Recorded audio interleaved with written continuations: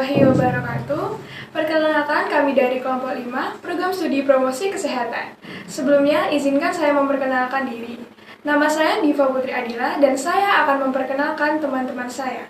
Yang pertama, Arya Widiansyah, kedua, Alma Danika Herawati, 3, Brina Nanina Azaria, 4, Diva Anissa, 5, Maulida Nur Arifiani, dan ke-6, Rini Fitrianingsih.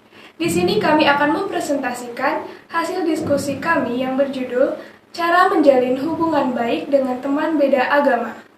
Materi yang pertama akan disampaikan oleh teman saya yaitu Arya Widiansyah. Kepada Arya Widiansyah dipersilahkan.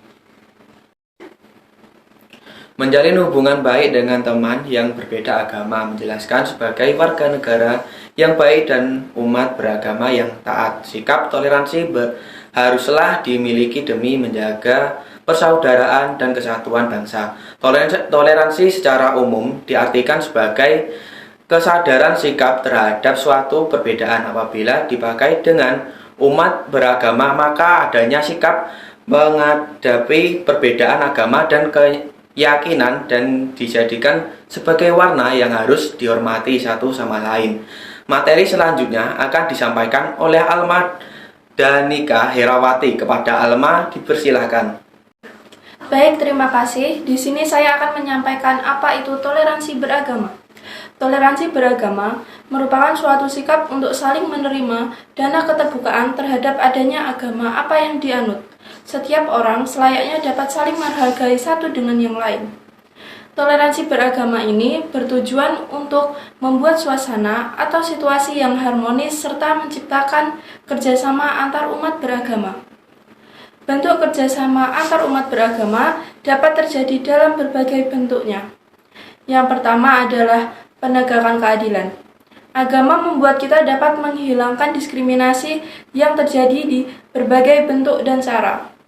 Kedua adalah perbaikan moral. Agama itu ada dengan tujuan supaya pesan-pesan yang terkandung di dalam agama dapat dijadikan pedoman untuk bertindak. Bentuk yang terakhir adalah untuk perbaikan taraf hidup. Dengan kerjasama di bidang ekonomi dapat dilakukan peningkatan kesehatan di bidang sosial dan pendidikan. Materi selanjutnya akan disampaikan oleh Brina Nanina Azaria. Kepada Brina dipersilahkan. Baik, lalu bagaimana cara menjalin hubungan baik dengan teman beda agama? Nah, perbedaan bukan menjadi masalah dalam menjalin persahabatan atau pertemanan.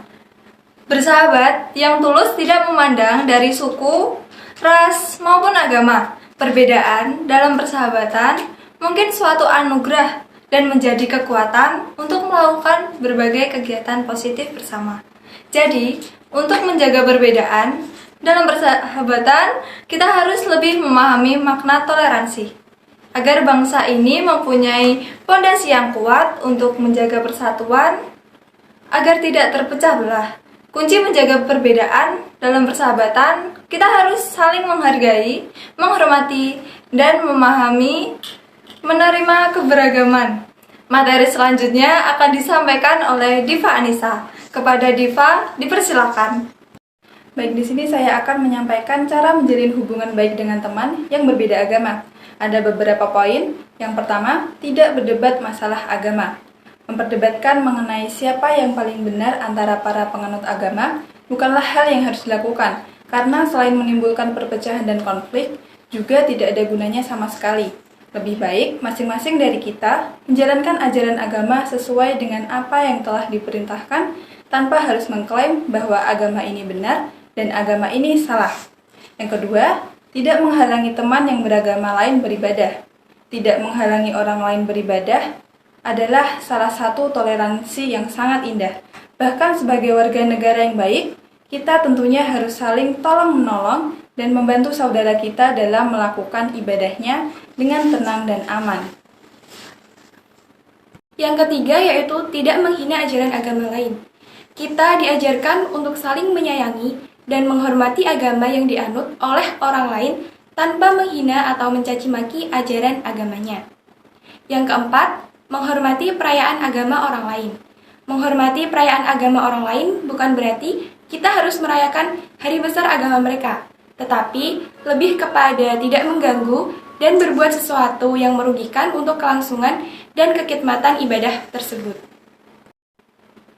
Yang kelima yaitu kita tidak memaksakan orang lain masuk ke agama kita. Dalam Undang-Undang Dasar 1945 sebagai landasan hukum Indonesia terdapat jaminan di mana setiap warga negara untuk bebas memeluk agama dan kepercayaannya masing-masing.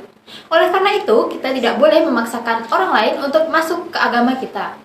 Yang keenam yaitu tidak berlakunya diskriminatif. Segala bentuk diskriminasi dapat diartikan sebagai pelayanan yang tidak adil terhadap individu ataupun golongan tertentu. Diskriminasi terbayangkan karena golongan tersebut tidak disukai sehingga tidak bisa mendapatkan keadilan. Perilaku diskriminasi merupakan salah satu bentuk intoleransi. Berikutnya saya kembalikan kepada moderator. Terima kasih atas materi yang telah disampaikan oleh teman-teman. Jadi, kesimpulannya adalah satu-satunya pilihan bagi setiap manusia yang ada di muka bumi ini, yaitu dengan menjalani kehidupan keberagaman, saling menghormati dan saling menghargai, supaya tercipta kehidupan yang harmonis, selaras, dan penuh kerukunan. Sekian presentasi dari kami, kurang lebihnya mohon maaf. Wassalamualaikum warahmatullahi wabarakatuh. Semoga bermanfaat.